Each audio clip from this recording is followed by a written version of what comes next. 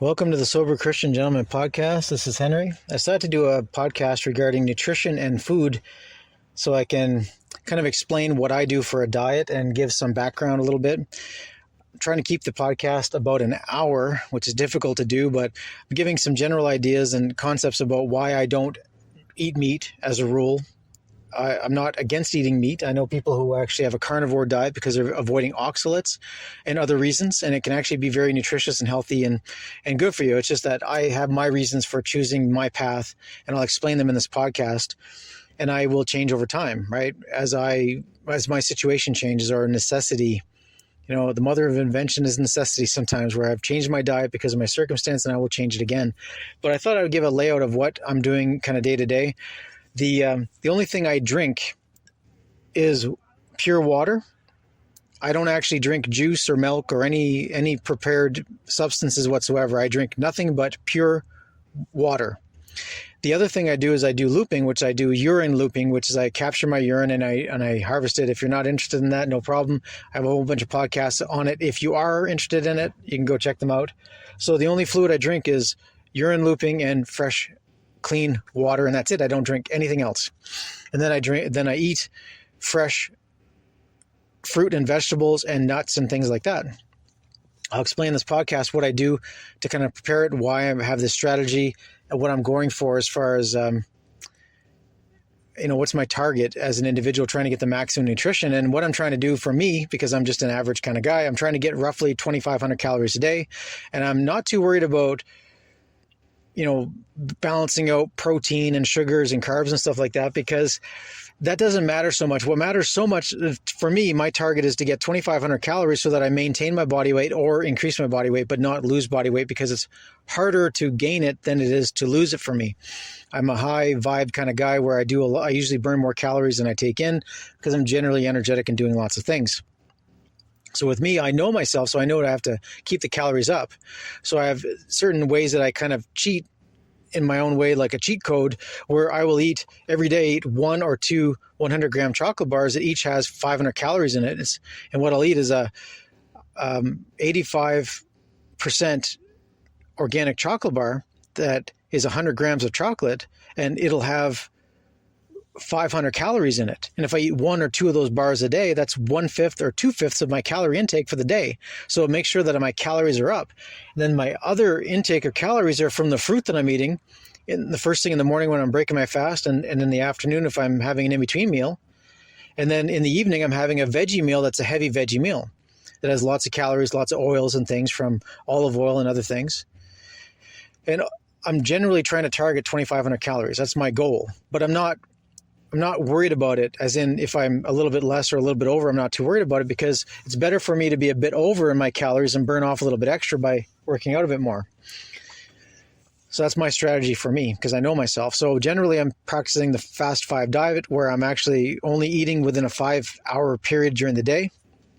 The rest of the time I'm not eating at all, which gives my digestive system, my body, a chance to relax and do other things. It's actually has a longevity aspect to it that's really great for relaxing the body and giving you more energy. You actually have more energy by actually eating within a narrow band of time. So anyways, that's enough of an introduction. I'm going to get to the podcast, explain where I'm coming from, my general theory, and on with the podcast. We will begin with an opening prayer. God, give us the patience to accept the things I cannot change, the courage to change the things that I can, and the wisdom to know the difference.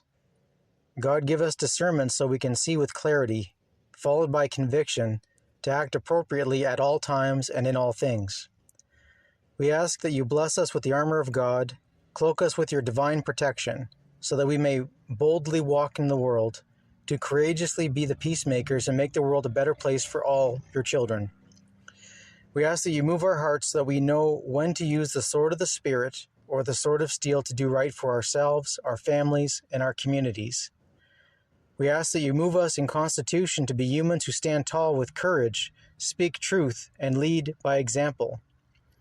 We pledge on our sacred honor to rebuke evil, to speak out against evil, and to act to stop evil.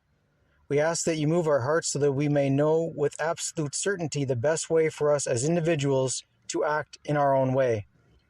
In the power and in the name of Jesus Christ, we banish all negative entities, all evil spirits, all demons from our presence immediately. In the name of Jesus Christ, we command you, we compel you with the power of the Most High God to leave our presence for now and forever. Do not return, go now. In the name of Jesus Christ, we express with our full intention, with our freedom of choice, this area is now declared with the authority of Jesus Christ unequivocally, absolutely, totally clear of all evil entities, spirits, and energies. We say these things in Jesus' name. Amen. I thought I would do a podcast on nutrition because nutrition is a big deal. When you start eating properly, you actually stop taking in so many harmful chemicals and you start getting more nutritional elements that your body actually needs. I've read a lot of books on nutrition. I've watched a lot of documentaries. I've done a lot of research, testing in myself. I've tried many different diets. And I'm right now a practicing vegetarian. I'm not a vegetarian for the reasons other people are. I'm a vegetarian because it's the cleanest food I can find easily. And one of the reasons is I actually travel a lot of late. And so I'm not able to actually get a source of quality meat that I might eat otherwise. Now, what's interesting about it is I have the thing where I believe that if I want to eat meat, I want to be the one that kills the animal. Now, this might sound odd to some people, but I believe if I'm not able to actually look an animal in the eye, take its life, and then dress it and consume it, then maybe I shouldn't be taking that animal's life, right? There's a part about factory farming that has dehumanized the aspect of actually killing an animal. People have lost the sense of repercussions for their actions. If you go to the grocery store and pick up this white styrofoam with saran wrap around it and a chunk of meat in there, you just see that as a chunk of meat. But you forget that that was actually an animal not long ago. And when I was doing research into food and nutrition, and I used to be a big time meat consumer, but that was before I knew exactly what was going on. As I started doing more research into the meat industry, I realized I do not want to eat factory meat. There's many elements to this. One is that there's an epigenetic aspect of memory in meat. And they've done these different tests where they showed that meat that was harvested while it's fearful not only produces chemicals in the meat and the blood and the animal before it dies that is actually negative. It has a negative health consequence to people who consume it, as opposed to an animal that actually lived a happy life and died unsuspectingly. So I'll give you the two scenarios to start with, like the meat concept, right? So as I was doing the research into, well, what's going on in factory meat harvesting, and I read a book way back by one of the guys who was he was the son of the founder of Baskin and Robbins, I think it was the ice cream place. So I think it was Robbins, either Tim Robbins or Ryan Robbins, I forget his first name, but he wrote this book that he's actually had a kind of a come to Jesus moment where he realized the harm that happened from eating a lot of dairy. And in the book, he actually explains that most of what he believed was the problem with the dairy was not the fact of the kind of the high fat, high sugar aspects of the ice cream and things like that his family was consuming, and many of them died grotesquely obese and really in ill health, and they died of heart attacks and all kinds of issues from overnourishment and underexercised and just basically in a really bad way. So he started doing this massive amount of research to try to understand what's going on in health and can he turn this thing around. And I think eventually he actually sold off the shares in the ice cream fortune, and he started writing books and doing seminars and stuff trying to explain about health and nutrition. And he did a lot of research into the standard American diet. And there's a lot of fascinating things about that, and I might touch on that in this nutritional kind of podcast. But sticking with the meat idea, what I remember about his book that he was explaining was that with a regular cow, so we'll do the comparison, right? So a local farmer that I might be able to go talk to, say Bob the farmer, he might have 20, 30 cows in the backyard. He's got 1 or 2 bulls that are kept separate from the other cows. So every once in a while, he allows them to mate and make babies. And then you have these little calves that are born. The calves live their entire lives for 2-3 years until they might be harvested. So there's a constant supply of new calves coming in, and the mother's raising them. There's a full life cycle going on.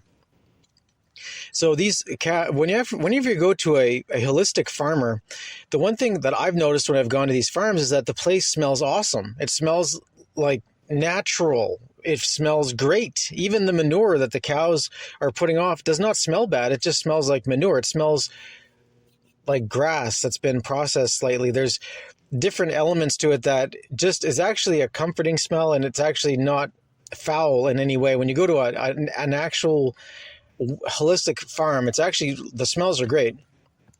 So you can go and check out the cows, and often these cows are very friendly. You can touch them and pet them, and they moo at you. And depending if it's sometimes they'll have some dairy cows and they'll have some meat cows, and depending on what's going on there's all kinds of things going on. But the point is that when you go to a holistic farmer and actually go to see the animals, he'll bring you right out to the field, and you can walk around the animals and touch them, pet them, interact with them, and you realize that these animals are chilled out. When you actually watch a holistic farm, you'll be surprised that most of the actual animals sleep most of the day. They're just chilled out. They're relaxing. They're socializing. They're communicating. Who knows what they're talking about, but they'll be having some little thing going on where one of them will get excited, and then they'll all talk about it, and things will happen, and then they lay down and go to sleep. On a really well-run farm, the animals are chilled out, happy. Whenever they're regularly fed. They're not in a mode of being hungry because they're actually eating enough to not be hungry. They're eating enough that their caloric intake is satisfactory, so that they're just doing their regular thing and enjoying life, socializing, playing. When you watch little baby animals, whether it's a little baby cow, a calf, or other animals, they run and they play and they frolic around. They get up to mischief and they do funny things. They make funny faces and they explore their environment and do really interesting things. And I actually like spending time on holistic farms because it's just so neat to see these animals. They have personalities about them. Even though there's a certain type of a cow, all the cows will have different spots or different markings, whether they're dairy cows or meat cows. And it's the same thing with chickens. Even chickens, if you're actually spending enough time around a bunch of chickens, they generally look the same until you start to get to know them. Then you realize they actually have different personality quirks. Not only do they have slight differences that make them look different, and you can recognize them after a while, but they have personality differences where some will be rascals and some will be just lazy and some will be up to mischief and causing trouble for the other ones. There's all these different personalities in the animals. And this is where I don't believe that animals have souls like humans do, but they have a different type of soul. They have an energizing element about them that gives them the spark of life. So whenever the egg is fertilized, whether it becomes like a chicken egg or it becomes like a baby calf, the moment of life, that's when the spark happens, and there's the soul, I believe, a animal soul enters the body. And that animal actually has a soul for its lifetime. So I respect the soul of the animal. I don't put the soul of the animal on the same level as a human because we are different. We have different characteristics going on with us. I don't equate the two, so try not to misconstrue that. What I do see is I see an intelligence in animals that is beyond the physical. And you can tell there's an element of the soul that is manifest by instincts. As an example, a horse that's born within hours maybe a day or two, will be up and running and walking around. How did they learn to walk? Because of instincts. They call it just instincts. It's a word, instinct. But what does that mean, instinct? It means that the animal came out, took its first breath, and already knew what it needed to do to stand up, balance, and walk around and follow mama, so it can continue getting milk from mama. These are instincts. And was that a intellectual thing? Is it a brain thing? Or is it a spiritual thing? Is there information coming out of the spirit realm that provides information for the instinct, we call it? Perhaps this is a spiritual connection. I know with humans, I believe I make memories that are beyond my mind. I believe our memories go out into the energetic field that's around us. We're more complex than some people believe, and less complex than other people believe. There's a lot of nuance there. It's really fun to explore, and there's lots of tests that actually show this to be true. Without getting too far off the topic, though, the point is that I respect animals' life. Whatever the animal is, whether it's a duck or a chicken or a cow or a horse, I respect the life of that animal. So for me, I believe that to consume the animal requires a need for me to consume that animal. And the need needs, so I need to have a threshold level of need where I'm willing to kill that animal so that me and my family and my community will survive. And in everyday kind of experiences, that doesn't happen to me. I will kill animals when it's necessary. And I've done a whole different podcast where I explained how I was doing animal husbandry with snakes. I had about 5 snakes for a while, various ages. And I had a whole mouse farm going where I was making baby mice to feed my snakes of different ages. And I had to kill the mice and rats because I had some snakes that were big enough that I had to kill rats. So killing is an act of will where you have to decide to kill to achieve your objective. And feeding my snakes, I had to kill the mouse or the rat before feeding the snake, or there would have been consequences. And in that podcast, I explained about one time I made the mistake of not actually killing a mouse that I put in with one of my snakes, and it caused all kinds of trauma for me and my snake and the mouse. Everything went terrible. We all had a bad time because I did not act appropriately. I actually lost my act correctly. I should have just killed the mouse like every other time, but in this time I didn't. I made a mistake. Not only did I suffer, the mouse suffered more than it had to, and the snake suffered by losing a chunk of his tail. So I've spent a lot of time close up with snakes and mice and rats. I've had dogs and cats and other animals. And when you go to a farm and you actually interact with the horses, like little baby horses and stuff, they're so cute, and they have so much of curiosity about the world. If they've not been abused, right? If they're actually holistic, healthy animals, they are curious and they want to interact with you, and they wonder what you smell like and what you taste like and what your voice sounds like and what you're going to do. Are you going to touch them and not touch them? Where are you going to touch them? This is all interesting stuff that I think is just fantastic. So because of my experiences dealing with life, I really respect life. So for me, I choose not to eat the flesh of an animal unless I kill that animal. As an example, I don't buy fish. I will go fish with a fishing rod or a net or spearfish. I will actually take the life of the fish and then prepare it for consumption. But I don't generally buy fish unless there's some special occasion, and then it's only from a fisherman that I actually can go talk to. Bob the fisherman, that I can actually buy the fish from Bob who caught it that day. I'm not participating in the factory farming model because I am intellectually and spiritually and morally opposed to it.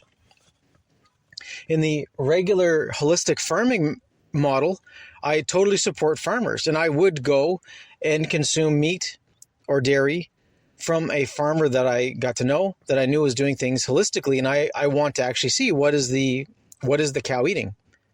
Is it just grass, or are you feeding grains? What kind of grains? Because if it's not organic grains that's being fed to the cow, that's not organic milk, or it's not organic meat. See, there's poisons. See, well, you're eating whatever you ate. And it sounds like a strange turn of phrase in the English language, but you're eating what you ate. is a way to think about it, that if I'm eating a cow, what did the cow eat? Was the cow eating grass? Or was it eating grains? Or was it eating something else? Because a cow grazing in the field sounds all well and good, but if there's chemtrails spraying all day long, there's poison all over the ground. So there's a certain amount of toxicity in the grass, even whether the farmer knows it or not. The farmer might be aware of chemtrails and the fact that it's causing poison, or they may not know, but whether the farmer knows about the poisons or not doesn't alleviate the fact that there's poisons in the grass, the cow's eating it, and the cow is bioaccumulating poisons into its body, and you don't know how well the cow is actually detoxing. Some cows detox really well, others don't, and they just store that stuff up as chemicals in their body. So when you're actually looking at the holistic farm methodology, there's a lot of great things about it, but a lot of negative side effects that are known and unknown. I can go to a farm and farmers generally get upset with me because I look at these supply chain concepts, these supply chain issues as a logical puzzle. I look at what am I going to eat and what did I eat? When I start asking these questions, I become very friendly with farmers, because once they get over the ego of being, they have this belief in their own mind of who they are. Once they get past that and they're willing to have a dialogue with me, they're actually able to question what they're doing and explain why they're doing it. And this is the best they can do at the time. Many of them will get into this really great relationship where they will admit that, yes, there may be toxins on the grass, but that's the best they can do right now. And because how else are they going to do it? To actually buy grains that would be raised in greenhouses would be terribly expensive, but they're interested in finding out, is it even possible? If so, how much would it cost? And would I be able to actually move that through the market? As in, I've had conversations with farmers who are actually willing to actually buy greenhouse grown grass to feed their cows if they could get enough money at the market selling that particular aspect of the product. So you never know where these conversations go, and it's actually interesting to be problem solving with guys who are very knowledgeable, have been doing things for a long time, and can understand how to actually change things and make it better. So I've had experiences where people have had their farms work better because of some simple questions that were asked, and a few changes need to be made that were not even more expensive. It was actually less expensive to stop using certain chemicals or certain products, because when you start looking into this stuff, you start realizing that organic label is a designation that's created by government. Like any definition that's created by government, it can change all the time, and it does. The friends in the pharmaceutical industry and the friends in the agri industry that are creating chemicals for farming find ways to get their products in the supply chain. And what they'll do is they'll have 1 out of 20 products that'll be marketed as organic and 19 out of 20 marketed as non-organic. So the non-organic can be used on any crops. The organic can only be used on organic certified crops. But when you actually look at the chemicals list, sometimes the 1 out of 19, like the one organic chemical, is not even any different than the other ones. It just has a different branding on it. And this is all the back and forth that's going on in politics, where the right politician that's bribed in a certain way will allow certain things to be added to the list. This is the way the big agricultural companies are able to get things in the supply chain that is not non-toxic. It's not. It is actually toxic. It is actually chemicals, and it's actually poison for you. But it's acceptable poisons. And this is why I eat organic food only, because it's the least worst food I can find unless I'm raising it myself. And if I'm raising it myself, if I'm growing my own fruit and vegetables, grains and such, then I'm in control of the inputs. I decide what soil I'm going to use, or what soil I'm going to treat, or if I'm going to use the existing soil in an area and then add compost to it. What is the compost? What am I making that of? Is it made of organic skins, right? Is it totally clean skins, as in there's no packaging in there? As in sometimes you'll get a banana, like a group of bananas, and every banana has a sticker on them. It's organic bananas. It's got a plastic wrap around it that says organic. Every banana itself, each banana has a sticker on it that says organic banana, because they're worried about some weird stuff happening where they don't charge you the appropriate organic price or whatever. But every peel now has a toxic sticker. Now, they could make the stickers non-toxic, but they don't. See, a sensible thing would be to say that if you're going to put stickers on organic produce, it's got to be non-toxic stickers. But they don't. They put toxic stickers on organic produce. So what does that mean? It means that if you want to be very strict about it, if you got a compost pile that's going to be used for growing food, rather than just adding nutrients to trees or bushes or whatever, if you actually have a food growing compost, you have to actually cut off the piece of the skin that has the toxic label, or you're going to toxify your organic compost pile. These are things that most people don't think about. I have thought about it. I've had to really consider my inputs, and it's a lot of work. The rewards are great though, because it'll pay off in really, really healthy food. It takes time, it takes preparation, it takes research and learning, education, trial and error. But you become actually pretty savvy after a while, and it becomes very fluid, as in you're able to do it pretty efficiently because you know what to do and what not to do because you've already made all the mistakes. It's part of the learning curve. So when it comes down to meat, I generally don't eat meat. Why? Because I have a difficult time finding farmers that will actually raise food in a way that I would actually consume the thing without thinking I'm dying from being from the toxins or poisons in the actual material. So it's very difficult to find that. I'm looking forward to eventually having my own farm and raising my own meat animals where they can have an awesome life until the very end, where they don't know what's coming, they die, and they actually feed the rest of us. There's a way to do holistic farming where the animals have a great life. They're chilled out, they're happy, enjoying life. They have no idea that 3, 4, 5 years later, they're just going to have one day where they're not going to wake up. The rest of the time, they had a great life. So there's ways to do this in a humane way to actually eat meat, but that's not happening 99.99% of the time. So I avoid meat because of that. The other reason to avoid meat is when you get into the factory farming. Factory farming is a horror show. This is a horror show where they pack as many animals in to cages in buildings as possible from the time that a calf is born to the time that it's harvested for meat.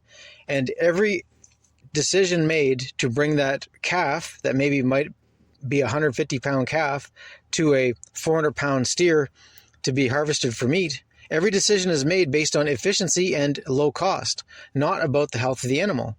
So for every factory farmed animal has to be shot up with antibiotics and all these different chemicals and vaccines and all kinds of stuff, not because you need to do it, but because legally it's mandated to do it. If you're going to have 10,000 animals in a small confined space, the government says you're not allowed to do that unless you inject your animals with these chemicals. And all those chemicals come from big pharma.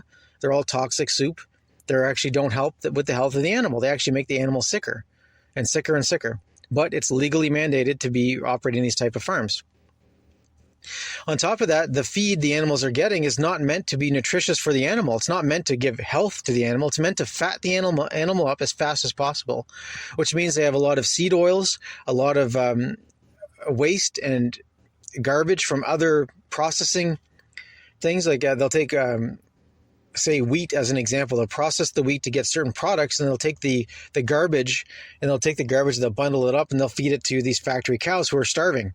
The cows are starving constantly because they never have any nutrients or very little. Starving and always waiting to eat because they think they're about to die from starvation. So they'll eat anything.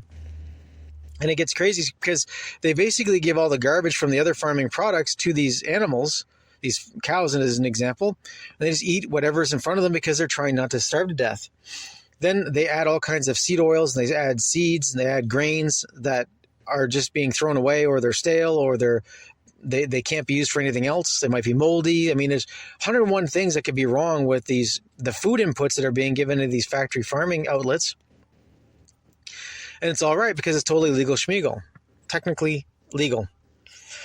So these poor cows are being injected with who knows what, making them sick. Their food they're eating is not actually nutritious. They're starving to death. They're constantly trying to eat more food to try not to starve to death. And the food that they're eating is high fat, low quality, that makes them get fat real fast.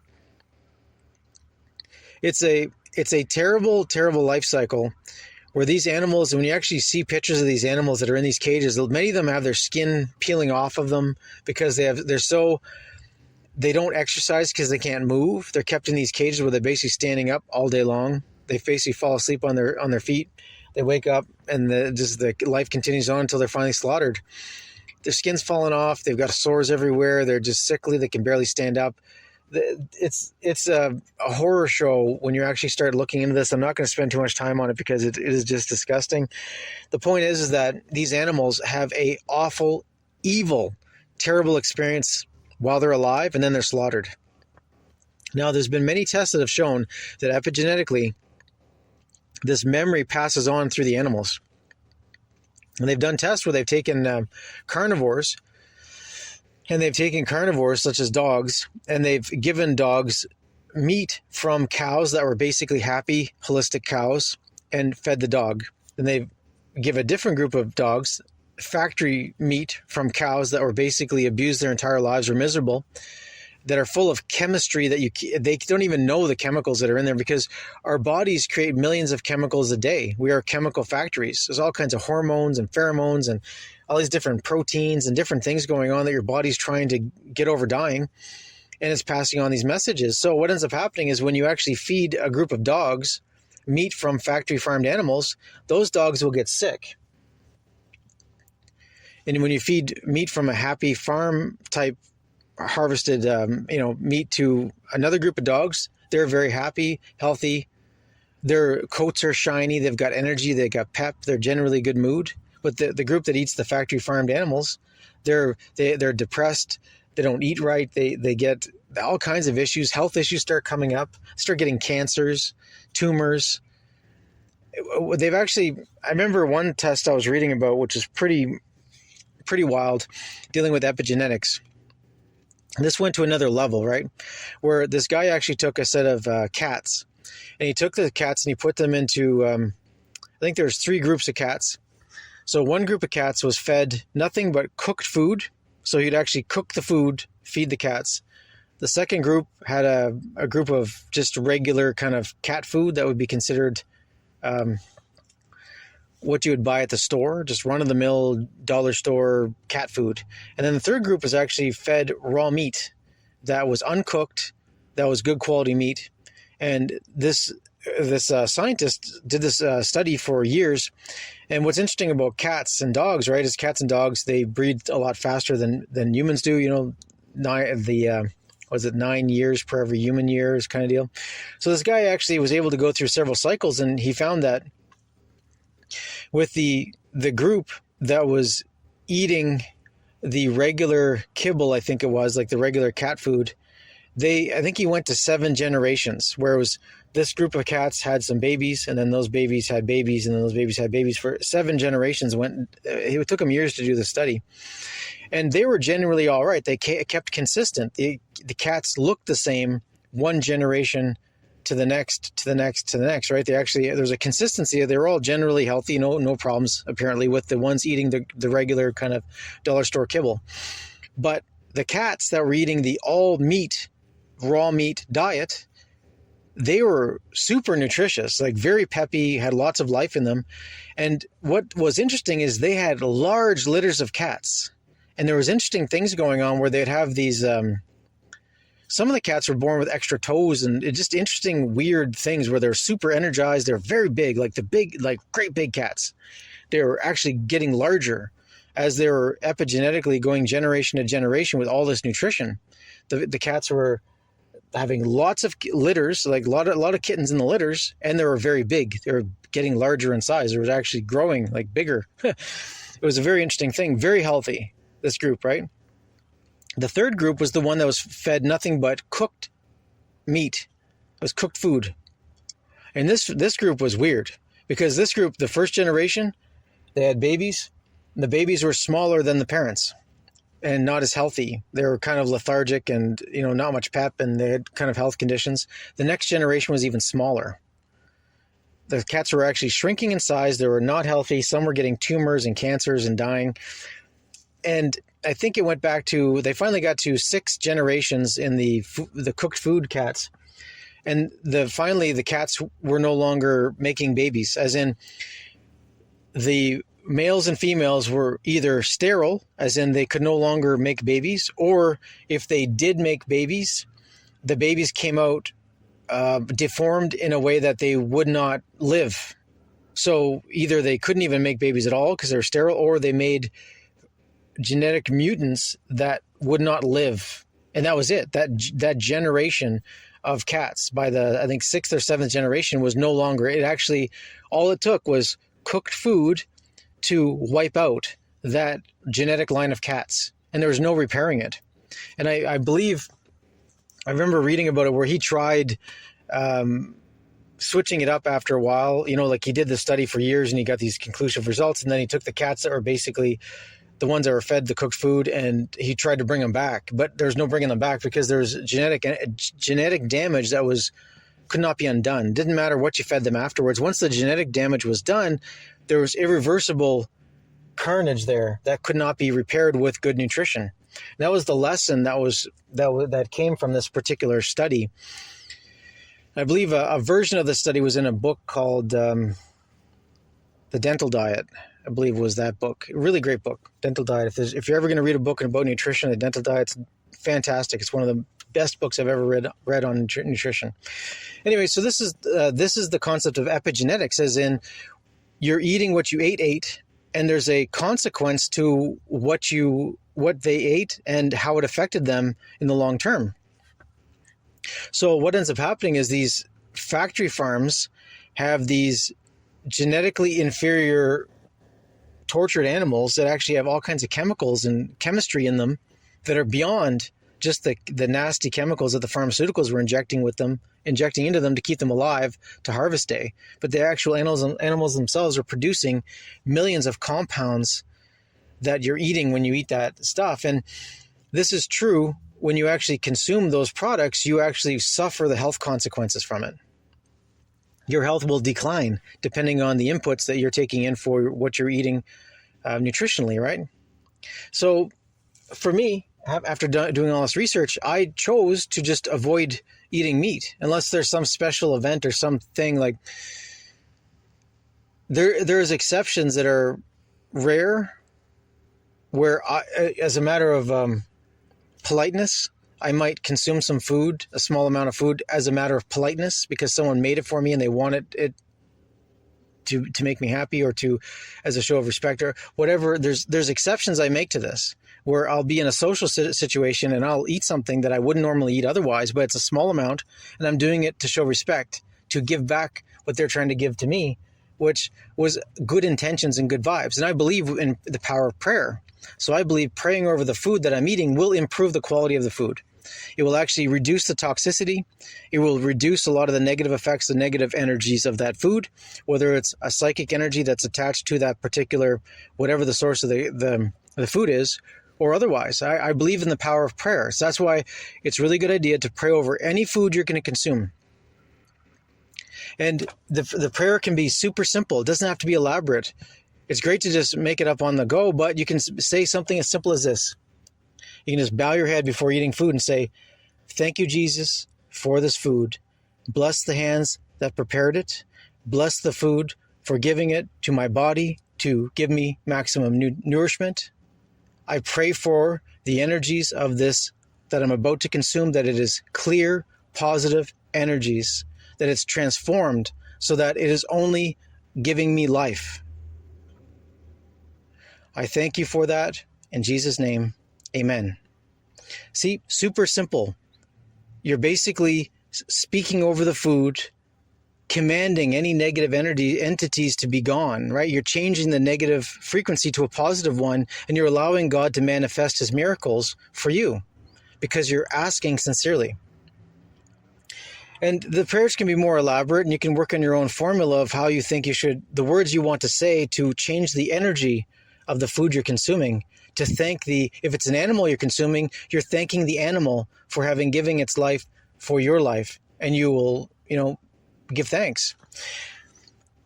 There's an element about this where if you actually look into the work of Dr. Emoto from Japan, where he did all those studies of the holographic nature and how water actually stores energy, and we are basically 80% water, but everything you eat is 80% water as well.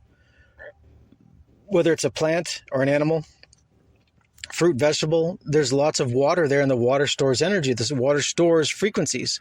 The water stores thoughts and emotions.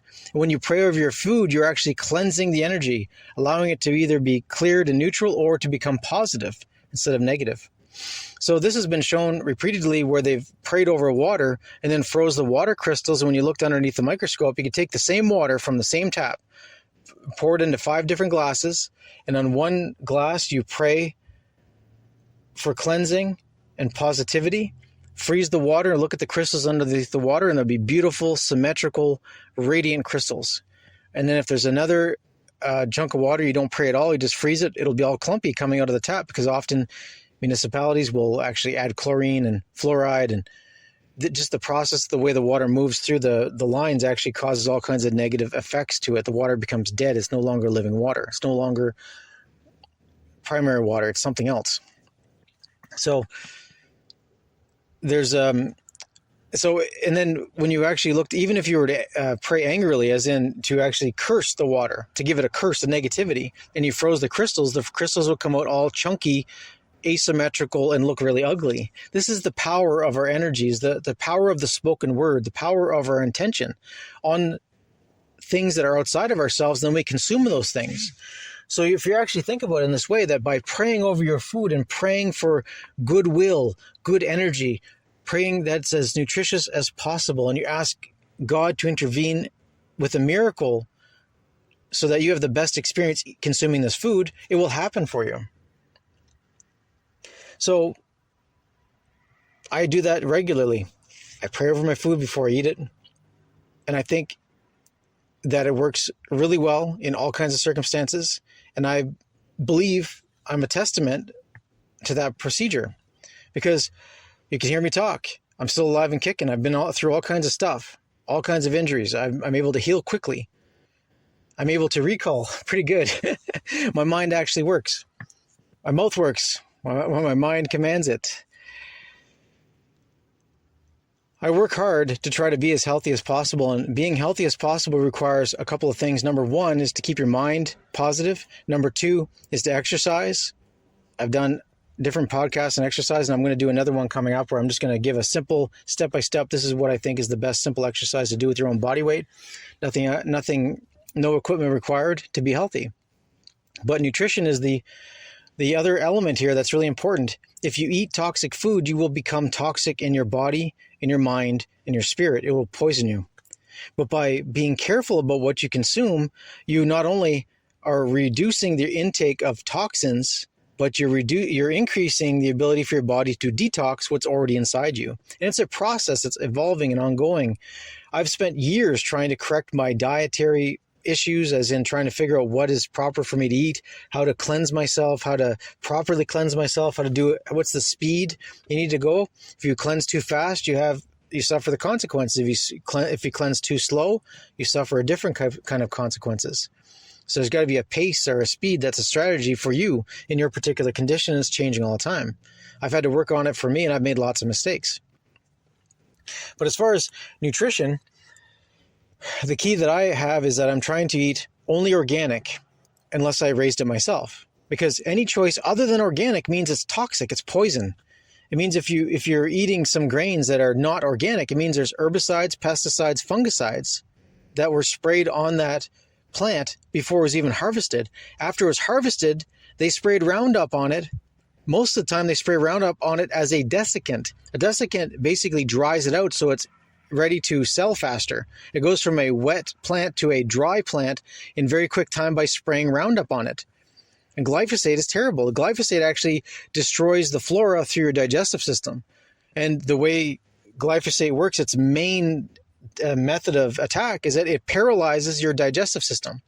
The reason why we know this is because there was actually farmers in India who were protesting their farms being taken over by big pharma, and basically being forced to use all these chemicals to try to raise crops, and through all kinds of finagling and government corruption and bureaucracy and things are going on, these farmers decided to kill themselves by drinking poison, which was Roundup, which is glyphosate.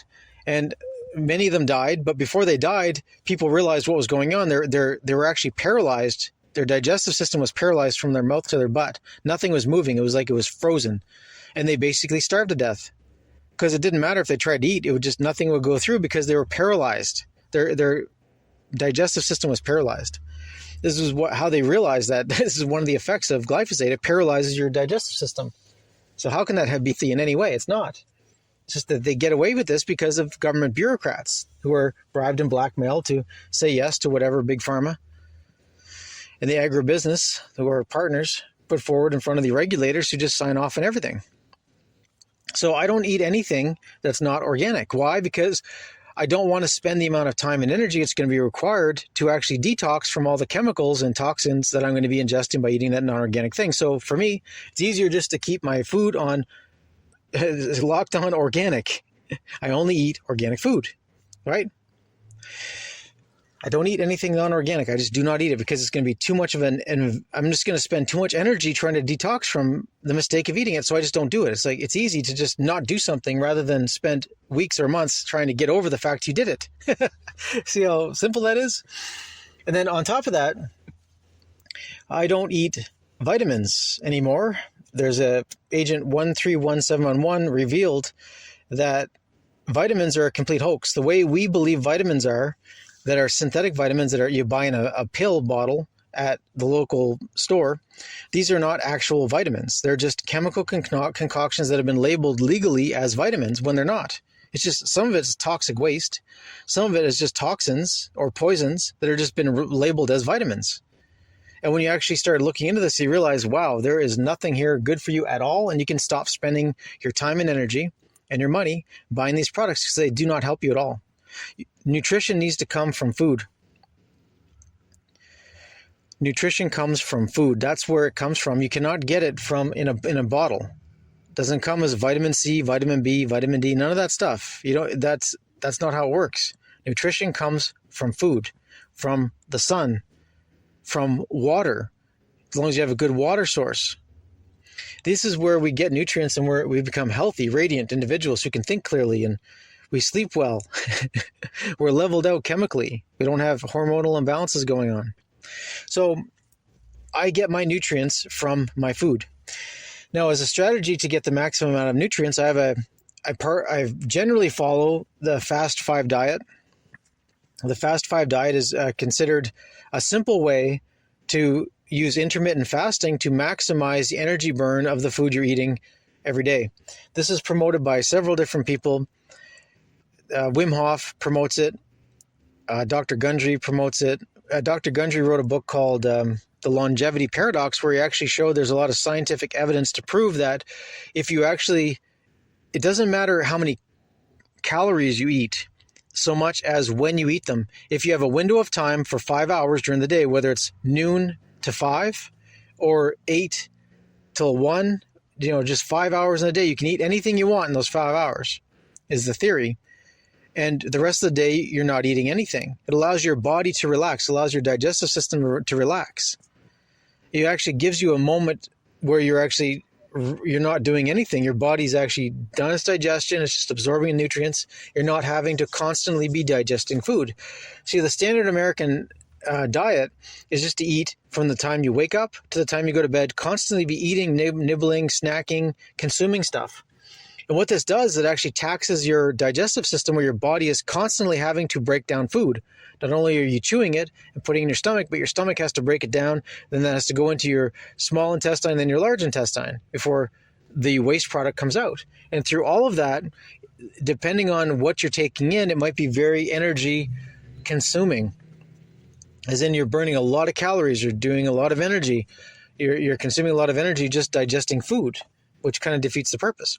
I went through this fatigue myself when I was into bodybuilding, where I got to a point where I was for years eating 7 meals a day. Each meal was 1,000 calories. That's 7,000 calories a day.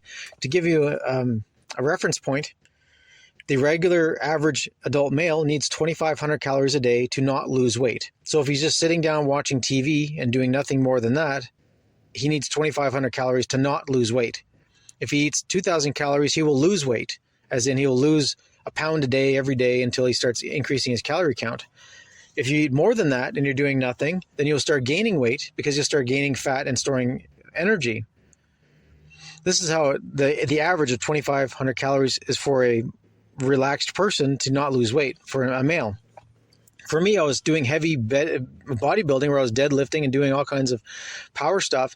And the amount of calories I burnt in the gym was ridiculous. I had to literally eat 7,000 calories a day to continue making gains, because I get to a point in my body where my body would not get any bigger because I wasn't getting any calories that I needed to get larger.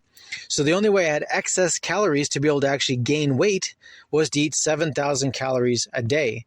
And what happened was, when I increased my intake to this, I was able to make all those gains. I was able to go to the gym, tear my muscles up, stress my body, and then it was able to build and build and build. And I had the calories I need to break down my body to build the new muscles. It worked out really great. So I very quickly went up in weight and became incredibly strong. And I got to a point where I maxed out at a certain, for my height, this weight I got to was at my maximum, where basically I was starting to be too much, as in my joints were not growing as fast as my muscle mass was. My bones were not getting stronger as my muscle mass was. And I was getting to this point where I either had to go pro bodybuilding to make it worth my while because of the amount of time I was putting into it, or just relax and take it easy. And I hit my personal goal of a certain body weight.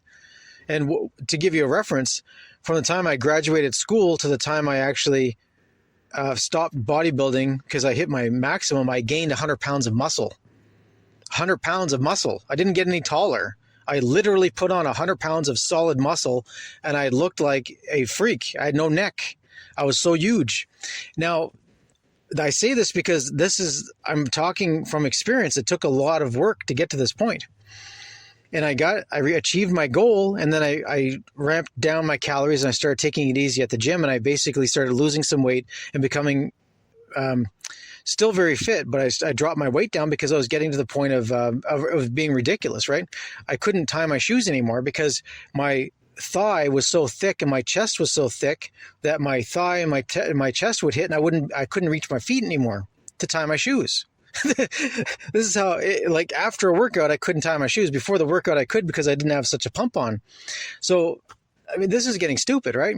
So that's why I realized, okay, I hit my maximum. I got to ramp down, go the other direction. And I basically did start tapering off my weight and stayed really strong, though, because you don't lose the gains you made when you actually gain a strong foundation. So my skeletal structure is super dense and strong.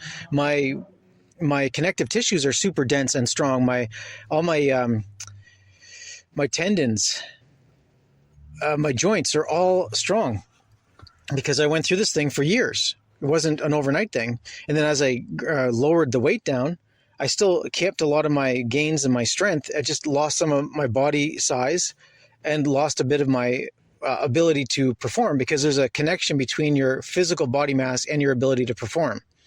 Unless you're on some sort of chemical thing, there's a general band of performance. I'm not going to get into the technical side of that for this podcast, but the point is, I'm saying that I know the limits of my body based on my experience. And these 7,000 calorie days, I was eating, each meal was 1,000 calories. Each meal was basically 2 chicken breasts or 2 hamburger patties, and then 3 cups of mashed potatoes or 2 baked potatoes, and then 2 cups of carrots and peas. And I mean, it was all solid single ingredient foods. And that's one of the reasons I made such great gains, is because I actually hired someone to actually prepare food for me twice a week, and my fridge was full all the time, and I was just eating the stuff. So this is where I understand that when I eat foods, I generally eat one ingredient foods. You know, a carrot. You peel a carrot and you've got a one ingredient food that can be turned into all kinds of things. A potato, same thing. It's a potato, right? Broccoli, it's one ingredient that can be turned into all kinds of other things and can be mixed and matched with other things. So I look for whole foods that I can actually minimally process. Most of what I eat is actually raw. But to give you kind of a scenario of how to break down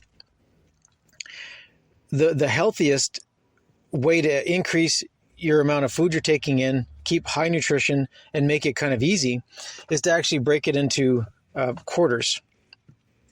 What I mean by that is 1/4 of the food I eat would be raw, as in raw carrots, raw beets, raw onions, raw broccoli, 100% raw. So 1/4 of what I'm eating on a plate will be all raw vegetables. And I really stick to a lot of root vegetables because root vegetables are where most of the nutrients in.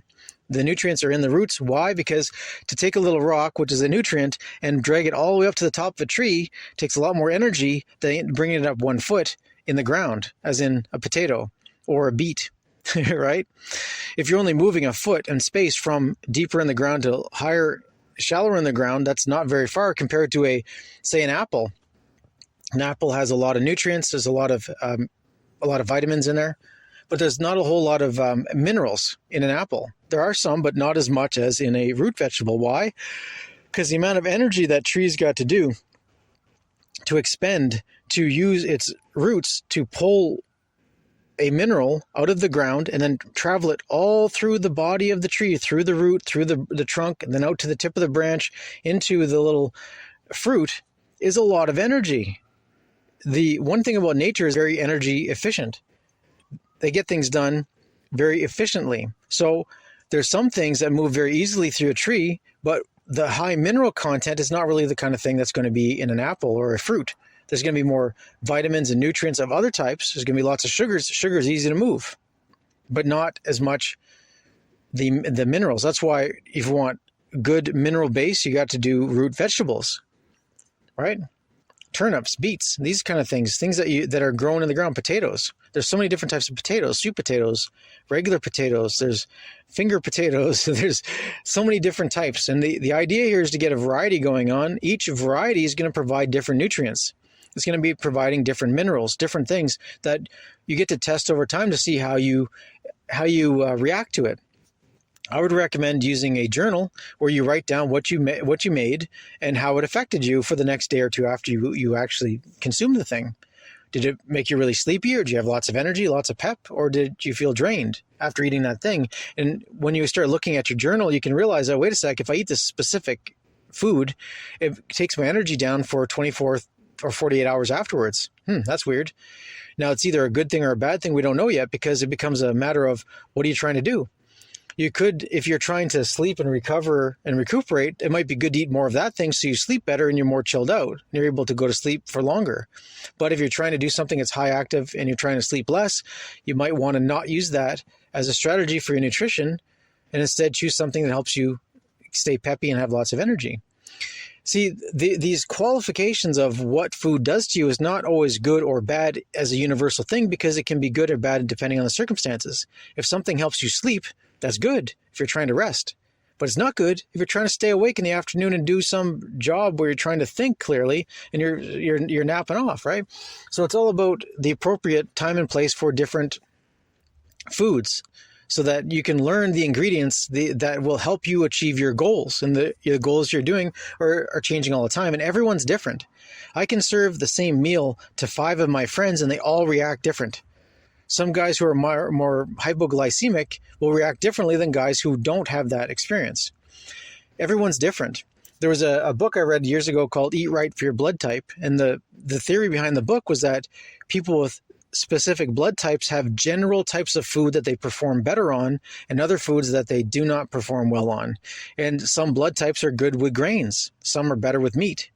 So some people who just gravitate towards a carnivore diet happen to fall in a particular category of having a blood type that's really efficient in that way. But someone who has more of a grain blood type might not do so well on a carnivore diet, or they might. It just depends on how they're preparing it and what they're doing in addition to the meat. So it gets very complex and complicated and interesting because you get to figure out your own puzzle. Every one of us is different and we're changing all the time. So 1/4 of my plate for my veggie meal will be raw vegetables. And then 1/4 of my plate will be fermented vegetables. This would be fermented sauerkraut. So that's cabbage that's been naturally fermented, that's not been pasteurized. So it's live, raw sauerkraut. And it's really fun getting into making sauerkraut because you can start making sauerkraut that's it's not just cabbage, but you can add carrots to it. You can add beets to it. You can start mixing and matching these different vegetables to make different versions of sauerkraut that all have different tastes, different elements of nutrition to them, and they all change because the bacteria that is causing the fermentation process, the lactobacillic acid, actually changes the base materials and creates different side effects. So things that go really well together is sauerkraut that's cabbage and carrots. Also, cabbage and beets go really great together.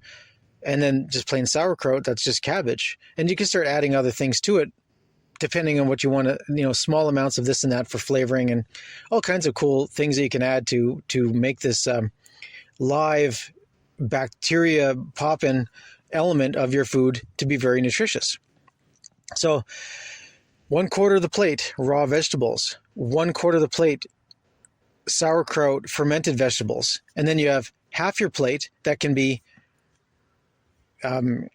pressure cooked vegetables, something that's warm and satiating. Satiating is a concept where you feel good after eating it. And one thing that works really good for that is potatoes. Potatoes are a really great food that has a lot of nutrients in it, a lot of minerals, and you can mix it up with difference.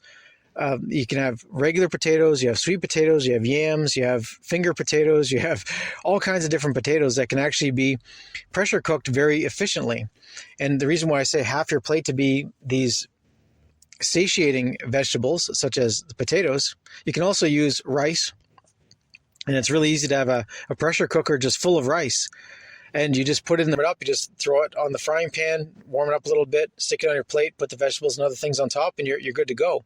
Reheating food actually maintains a lot of the nutrients. It's just don't get too hot with it. Like once you prepare it, let it cool down, put it in the fridge to preserve it, and then you can warm it up a little bit before you eat it, because eating a nice warm potato, there's something very satiating about it. It's very gratifying. It's really enjoyable to eat. So there's other things like quinoa and other elements along those lines that are basically like grains that are easily digestible. I'm trying to think of, there's a couple other ones that are really great. The thing about pressure cooking versus just baking or boiling is that both lectins and oxalates are reduced or destroyed by pressure cooking anything.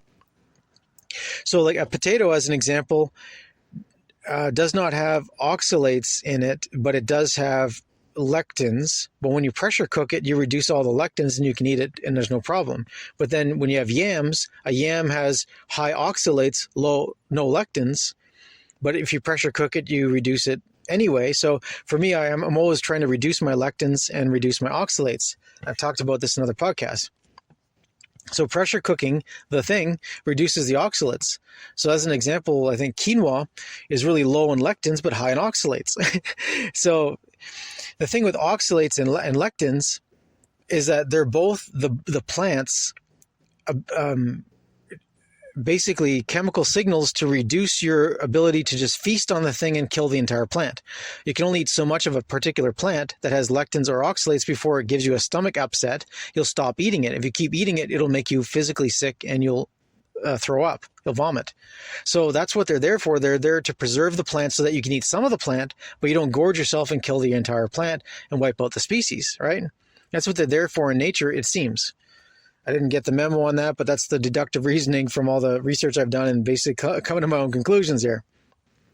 So by having half your plate, a nice warm, it's either rice or quinoa or potatoes, whether it's mashed potatoes or baked potatoes, it makes for a really great vegetable meal that is high in calories, high in nutrients, high in minerals, and it's fun to eat. And you can change the flavors all the time by changing the sauces. And getting into making your own sauces is really fun. So what I do, I'll even, to make a sauce, I'll take a pile of vegetables, throw them into a blender, throw in some water, sea salt, and some different things like cayenne, and I'll just blend it up and turn it into a sauce. And it's basically, I'll even throw some olive oil in there, and the sea salt and olive oil work together to make this really creamy sauce that is actually all vegetables except a little bit of water, sea salt, some cayenne, and some vegetables in there, whether it's carrots and beets or broccoli. You blend it up real good, and it's actually a sauce you can pour on your raw vegetables. And it itself is raw. So there's so many different ways you can play with the concept of eating raw nutrients and raw vegetables, and it's really fun that you start getting creative about it. And for me, if I've got a fridge going on with a blender in there, I will basically blend up a meal where I'll be blending up a whole lot of vegetables and make something that basically will pour over whatever, if it's the potatoes I'm eating, or if it's, I'll even put it in a bowl where I'll take a pile of vegetables, throw some sauerkraut in there, then pour a bunch of liquid vegetables in there. And then what I do is, instead of actually washing out the blender, I'll just fill the blender up with clean water up to the edge of where the food is, put it back in the fridge. And as it sits there, whatever's left in the blender will ferment and actually bring more life to your food. So this is something I've done where, when I'm doing my big veggie meal, I'll add some more stuff to the blender, blend it all up, pour off half of the blender contents onto the food I'm eating, and then I'll just fill up the blender with water to the point where everything's underwater that could be oxidized, and I'll put it back in the fridge. And overnight, it's going to be fermenting. There's live bacteria that's actually fermenting and keeping that thing popping and juicing.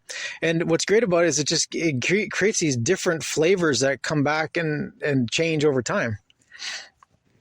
There's lots of ways to actually do things when you're dealing with natural materials like a glass blender, and you're dealing with with not dealing with any meat products. There's less contamination that can actually make you sick. You end up dealing with stuff that's all fairly clean and not much risk of actually cross-contamination or causing issues there. Even having a little bit of the sauerkraut in the blender, make sure that the lactobacillic acid that is actually part of the bacteria that is creating the fermentation process will actually make sure no other type of bacteria can be present in the blender while that is in there, because they're consuming all the products. So they're consuming all the everything that can be consumed is consumed by the friendly bacteria. So great about making your own ferments, such as sauerkraut and things like that. Whatever is in that container where the sauerkraut is only the sauerkraut, because they go to war against anything else that might actually possibly contaminate the dish. So they make sure you're only eating the good stuff. Really fascinating stuff when you start getting into this. I picked up about 24 books, I think, on fermentation, and just read so many great books about how to do it that after a while it becomes so simple and straightforward. And once you start doing it, you realize how simple it is. It's just some basic hygiene, using good materials like glass containers, and just being careful and conscientious while you're actually making these sauerkrauts and different fermented vegetables. They become super nutritious, and you really give you some pep. They're really fun to eat. So that's basically my veggie meal, where even as an example, I will actually pre-make salt water, where I'll take a container of, say, a mason jar that you can screw the top on. I'll put in a cup or two of sea salt from the Himalayas, so the pink Himalayan sea salt. I'll pour that into the container, fill it up to the top with water, shake it up, and let it sit for a couple days. What will happen is the water will actually dissolve the saline, the salt, and the minerals that are soluble, so minerals that will be soluble in water, will actually be picked up by the water. And so when I pour that fluid into my container that I'm eating food, so say I'm pouring it over my dish or pouring it into the blender, only the water soluble material will actually make it into the blender, and anything that's not water soluble will stay at the bottom of the mason jar. And after I refill the water a couple times, I'll end up with this soup at the bottom that is not dissolved, but it's not quite solid either. It's this weird soup that is the unsoluble elements of the Himalayan salt water. And that's the stuff I'm not sure if I really want to eat it. I'm not scared of it, but at the same time, I just throw that stuff out, or I'll throw it into the compost heap, because it is minerals and it can be used by other plants and it can be used by other things. But it's just, for me, I think separating out the insoluble from the soluble salts in the Himalayan sea salt is actually better for me. And I've been doing this for years, and it seems like it's working pretty good. So there's lots of different ways. I'm not going to start getting into kind of cooking slash preparing methodologies because it's just going to make the podcast too long. But generally, I follow along the concept of the Fast 5 diet. So to give you an example, I would say if I wake up at with sunrise or whatever, and I do urine therapy. So I'll do my urine therapy for my first cycle. And then within an hour, I'll actually eat food. And the food that I eat is fruit first thing in the morning. I always start with live food. So it's either bananas or oranges or grapefruit or some sort of citrus fruit or even mangoes. I'll always eat a fruit, a sugary fruit, sugary fruit to break my fast, because the idea of break fast is that you're on a fast and you broke it. What are you breaking it with? Well, I eat sugary foods first thing in the morning to break my fast. So I will eat, whether it's, 3 or 4 organic bananas, goes without saying, or 4 oranges, an apple. I'll actually have a big fruit dish where I'm basically just peeling the fruit and eating it. And then after I eat a pile of fruit, I'll actually have a chocolate bar.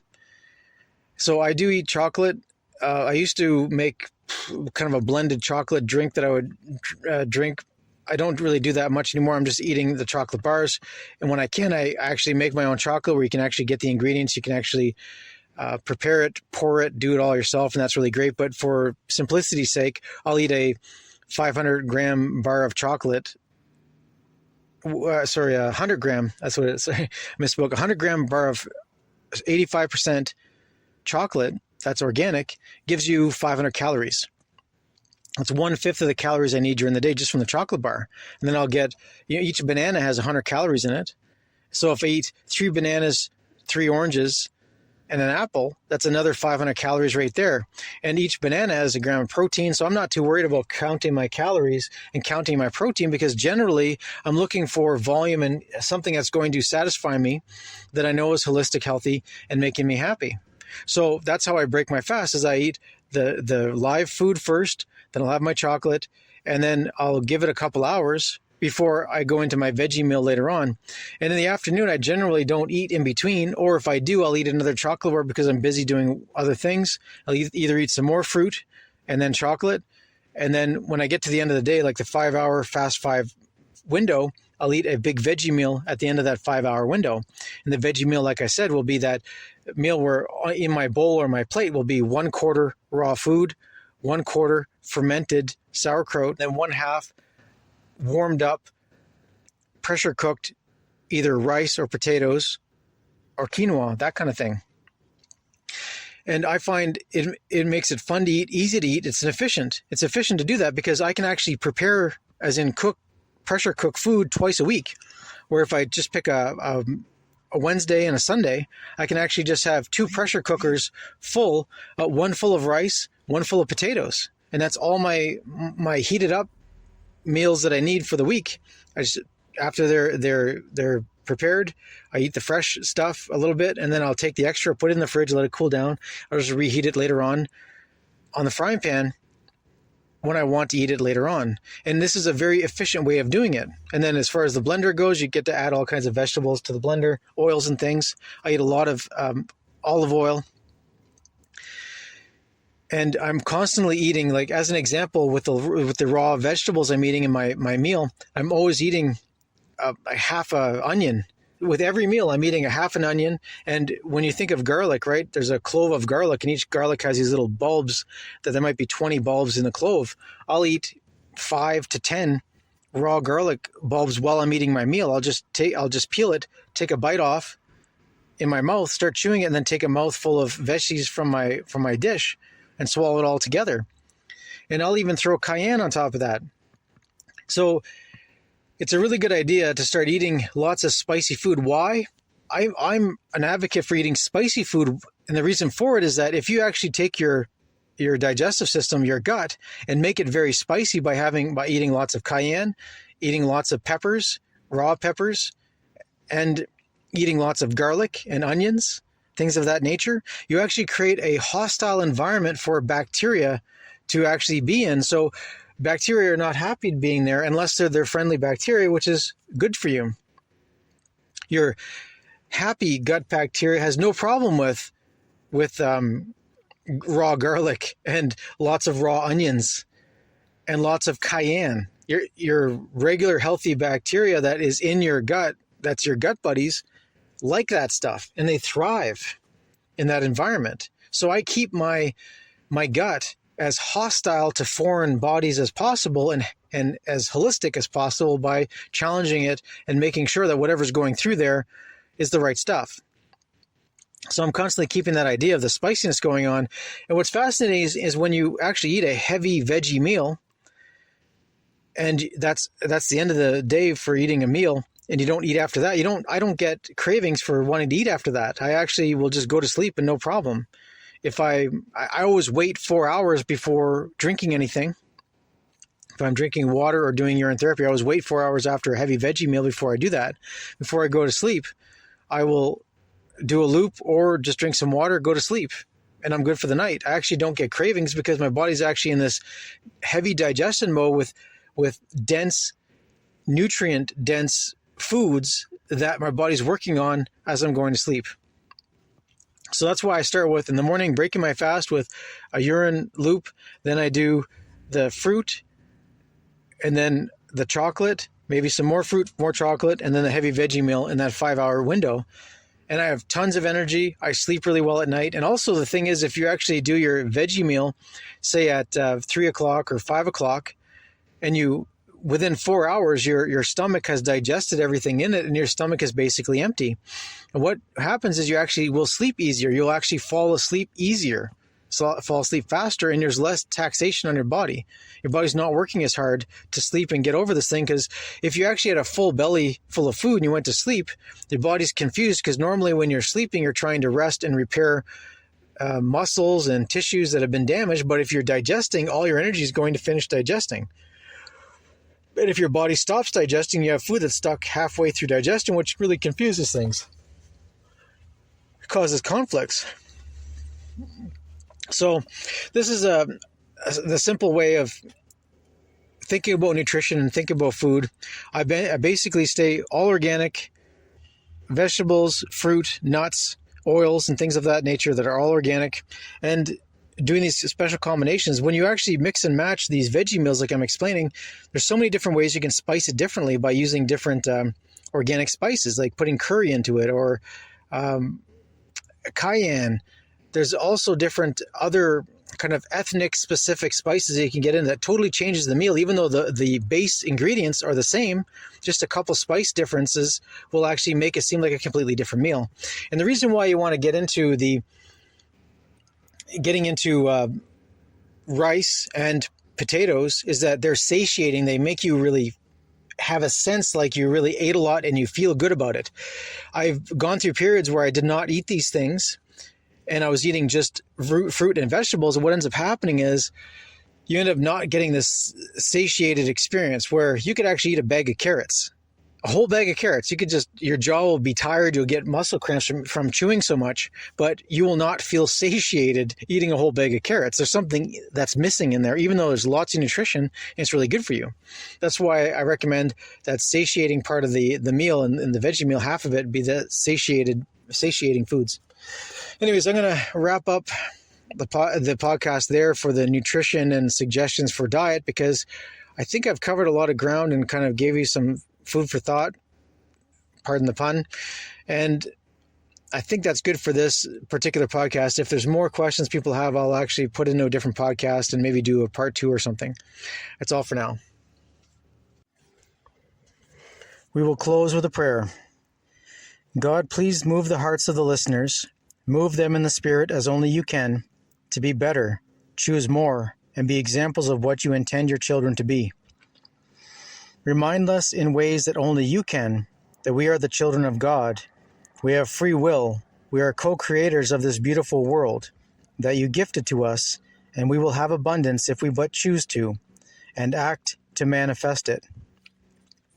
God, give them a vision of how they can fulfill their destiny as individuals here and now. We ask that you inspire us to be fearless warriors in spirit and the sword, to be shining examples of what we can do with our divine potential. Fear not, fear not, fear not. We ask that we manifest unwavering courage, the conviction in the heart to live a life worth living, and to do our part to manifest a godly realm, full of peace and love and abundance, here and now. We claim our space as holy.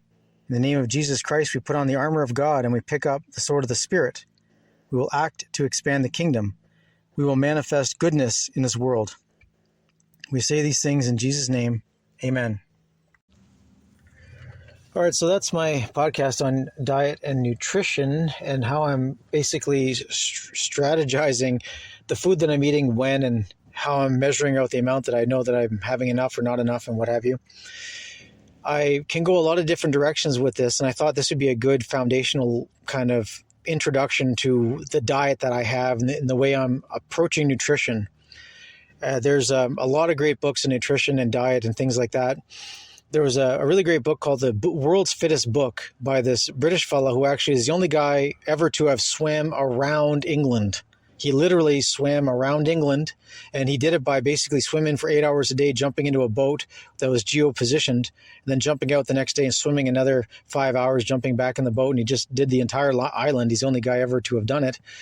And he explained in this book called The World's Fittest Book about diets, and he explained 3 different types of diets, and he experimented on all 3 with himself, where he did a calorie, like there was a protein-rich diet, then there was a carbs-rich diet, and then there was a third diet. I'm trying to remember what the other one was. But what he found was that for himself, he could do any diet, and he was able to just burn the calories because there were calories. And when he's generally very fit, and he's always doing stuff physically. So for him, it was more important to get the calories in to burn. And as long as it was good nutrition, then he was doing better than otherwise. So with me, I'm not too worried too much about whether I'm getting enough protein or enough carbs and stuff like that. I'm more just looking at the general calories as a target. And my general diet is I'm trying to reduce the amount of sugars I'm getting in that are unnecessary sugars. I'm trying to reduce the amount of lectins I'm taking in, reducing the amount of oxalates I'm taking in. And when I'm concentrating on those targets by keeping 2,500 calories, low sugar, low oxalates, low lectins, then I'm doing really good and I have lots of energy. I have a clear mind. I can sleep really well. I'm relaxed generally. I have lots of energy. That's a slow burning energy where I don't have peaks and valleys. I generally will go consistently until I'm ready to go to sleep, and then I fall asleep very quickly and I sleep very deeply in the evening. So that's generally my strategy. I only drink, like I said, water, and I do urine looping, and that's the only fluids I actually drink. I don't take any juices. I don't drink any teas. I don't drink milk. I don't drink anything. The one thing I would like to start adding to my diet again would be kombucha, making your own fermented tea kombucha. That's really great. I will start doing that again pretty soon, but I'm just not set up for it right now. There's other things that you can make that are your own fermentation stuff that are just fantastic for cracking nutrients out of products and making them more bioavailable for us, that really provide a lot of vitality and energy and a lot of pep. So I'm going to cut it off there. Otherwise, I'll keep adding stuff to the podcast and it starts getting too long. But hopefully this has been a kind of a walkthrough of an understanding of what I do when I'm thinking about nutrition and where I'm coming from as far as eating mostly, a raw, organic diet that's vegetarian.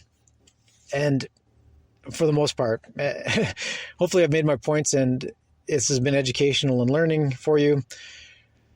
If you like this podcast, please like, subscribe, share it with the network, because I'm being shadow banned everywhere. Every time I turn around, I'm being taken off the internet somewhere. So the only way the word gets out is by people spreading the word through their networks and letting other people know that I have podcasts that are interesting.